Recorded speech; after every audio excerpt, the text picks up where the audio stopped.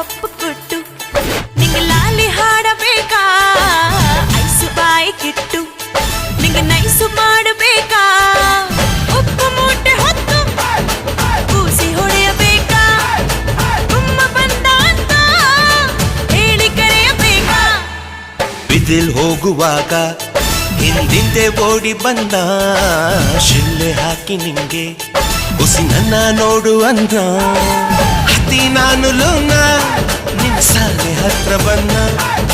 ಕನಸಿನಾಗೆ ಬಂದು ತೊಂದ್ರೆ ಗಿಂದ್ರೆ ಕೊಟ್ಟ